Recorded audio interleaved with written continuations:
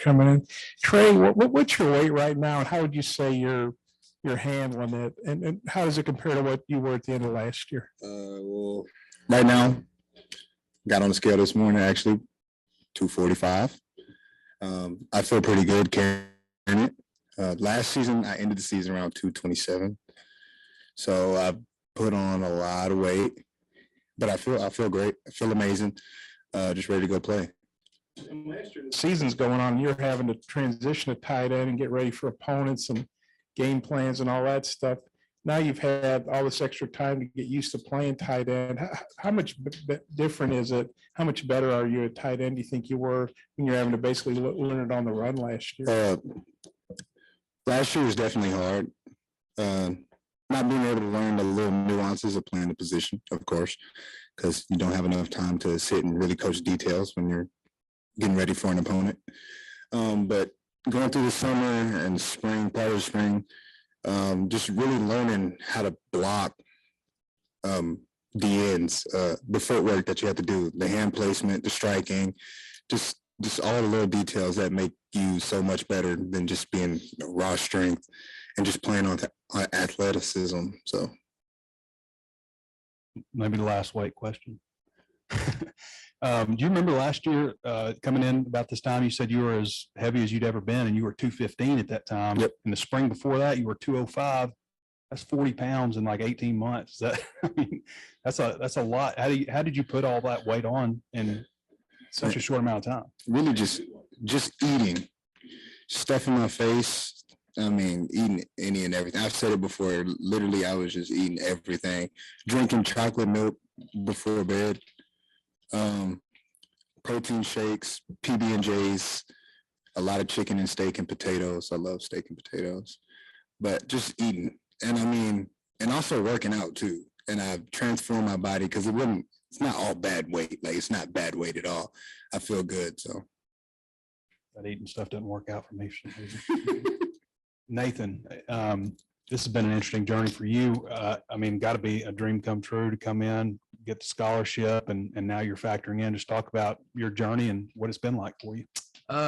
Coming in, I knew it was going to be a challenge, as any walk-on has a mindset of, and you're going to come in and have to put in extra work, but it was just a lot of day in and day out. You got to do your job, but you also got to do extra, and you got to be consistent as well. And it wasn't just what I did. It was the resources around me, my teammates, tight end room, Coach Loggins too. He really guided me to take that next step and do things from a different point of view, do the detail things. But like I said, there's a support group around me that helped me out a lot. And that's what really lifted me up to take that next step.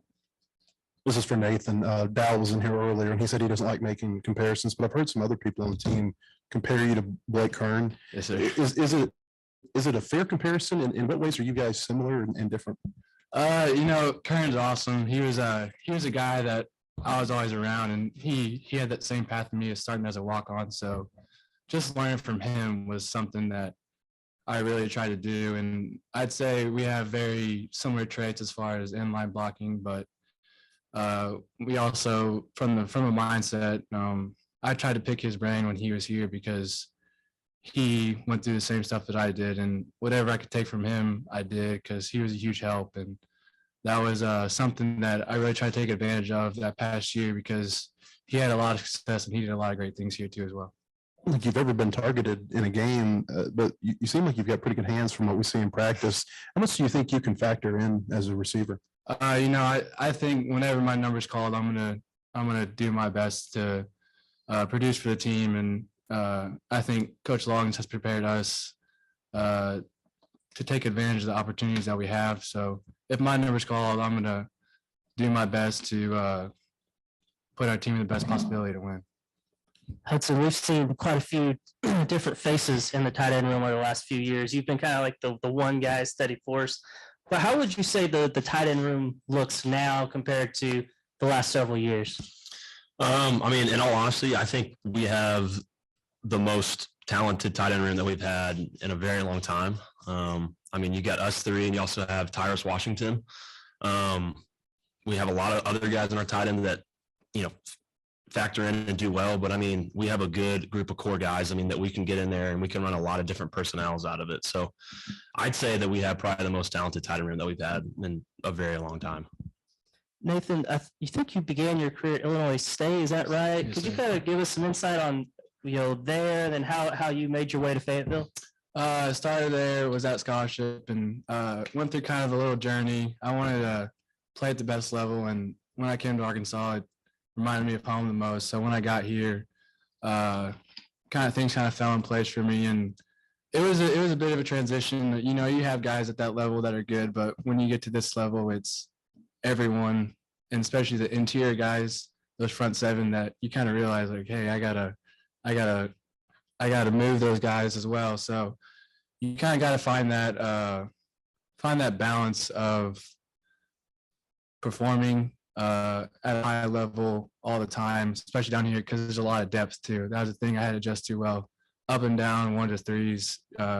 It's going to be a battle, and you have to battle every day to prove yourself. This is for all three of you, really. I've talked to recruits about Dow, how he is as a recruiter and stuff, but you guys were all here when he came here. Talk about how he is as a coach, playing for him out there and learning from him on the field. I mean, from where he's been, I mean, he's been in the NFL for most of his life, and he has so much experience and so much knowledge and wisdom when it comes to just all around being just a good player, that he's come in our room and he has been such a useful resource for us in all things. I'd say that our tight end room has become extremely talented, like I said earlier, because of Coach Loggins. We all have the talent. It's just he has given us a better work ethic, and he's given us a better way of, playing tight end, being a blocking tight end on top of being a receiving tight end and all that. So.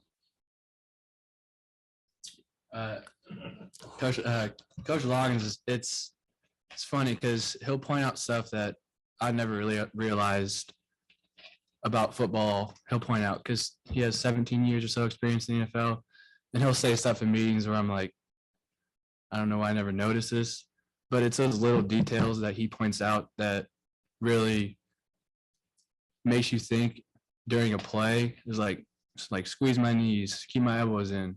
These little details that he provides us that show up on tape. So I think just taking those little details from the experience he has is what is going to what has elevated our tight end room. Well, since y'all talked about football, I'm gonna talk about some other stuff. But I think the biggest thing, he's a really great guy, man. Like if you call him, he'll answer the phone. It doesn't matter what time it is.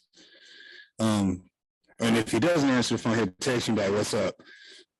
And I mean, you can talk to him about literally anything.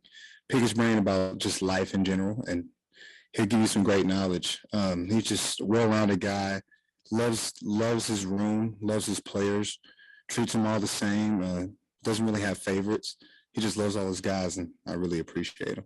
If I go along that, I think he does a great job. I don't know what they think of finding that balance between football and just relationships. He makes you want to come into the meeting room and want to come in and enjoy those meetings. So. Hudson, I guess just 3 days, just how has it gone for you, and what did you come into camp wanting to accomplish or get done to take the next step? Yeah, that first day, I was struggling a lot with some breathing problems. I have asthma and I was struggling to breathe. And so that was kind of a challenge. But, these past 2 days, I've come out and I've been able to finish practices and been able to do good. But I think coming into camp, I think one of my main things is I wanted to be a team player and I want to do whatever I could, whether that's playing tight end, being a special teams player or being both. I want to do whatever I can to help the team because I'm an Arkansas guy. I've been here. I've lived in Arkansas for, 12, 15 years. I'm not originally from here, but my whole family's from here. So, I love the state. I love the Razorbacks. I've loved them my whole life. And so, I want to do whatever I can to help us win a championship. Nathan, when you decide you wanted to, move up a level, not saying not good ball at Illinois State, but I mean, it's a different from 1AA to 1A. Who all did you consider and why did you ultimately pick Arkansas? When I was going through that process, it was a little different because it wasn't like I was being recruited. I kind of had to reach out. I was going to K-State, staying home somewhere in Missouri, or I was looking to visit in Memphis. But when I came to Arkansas, like I said, it was it was reminding me of home. I kind of saw something hidden here that I didn't really think a lot of people saw. I thought it was a hidden gem, and just the pride of Arkansas has, like, all they have here is a hog is what I know. Looking outside in, I started to realize if I can go somewhere where everyone's going to support you all the time, it's somewhere I'm going to be, because they're going to lift you up all the time. They're going to want to make you reach the most potential you have. And then Hudson, you played tight end. Like when was the first year? How old were you when you started playing tight end? Gosh, you know, I didn't play tight end whenever I was in high school. So I think when I came in 2019, well, I never was like a real tight end. I mean, I'd say my first time playing true tight end was when I came here in summer of 2019, which seems like forever ago now that, you know, COVID and everything's happened. It just feels like it's been 10 years. As a guy who's, you know, obviously have more tight end reps than Trey does. So how do you think he's done? I mean, this may be hard because you're sitting next to him, but No, how would you say he's done in his evolution from wide Be receiver? brutally honest. No, Trey has done a fantastic job of moving the tight end. You know, a lot of guys can move positions and take it, you know, like, you know, the coaches don't want them to do well. You know, the coaches are, you know, trying to push them out or anything, but Trey has handled it very well. He's come in our room. He's been a great leader. He's put on the weight, and not only, you know, weight, but he's put on good weight, and he looks good. He looks fast. He looks faster, honestly. He's been playing good ball, blocking well. You know, that's a hard thing coming to tight end, you know, from receiver is blocking in line. I mean, you're blocking 300 pounders. But Trey's done a good job. And I just want to say Bax has done a good, you know, Bax has been with me since I've been here. And seeing him grow and seeing him develop, I mean, these two guys have been helping lead our room, and it's been awesome to see their growth and see their development, and they've been doing a fantastic job. Nathan, were you at Illinois State for 1 year? Is that right? Yes, sir. Did you know John Ridgway at all? I did. How well? When he was actually on my official visit, I met him, but he's the same person he is when he was down here, that big personality, just, I mean, had that same kind of playing style of just being an animal in the trenches. And it was the same person, like I said, as he was up there as was down here. When you see him have the type of year that he had last year, going from there to here, like you've done, is there anything you can take away from that helps you in your own personal preparation? I think he took the most of the opportunity he had, which is a mindset that I think anyone has to have playing football. So I'd say, like I said, making the most of the opportunity he had. He was here for 1 year and he got drafted. So just making the most of the opportunity I have and giving it everything I have when I get that opportunity. We were sorry to hear about your car accident during spring break. How scary was that thing? I mean, is it something you don't like to talk about, or? No, I mean, no, it was pretty bad. I ain't gonna lie. But I mean, we made it out. No one was hurt in the car, so that's all you can really ask for. I was just blessed that I only had like a concussion and a little scratch on my forehead. So that was it. Where are you at? Little Rock.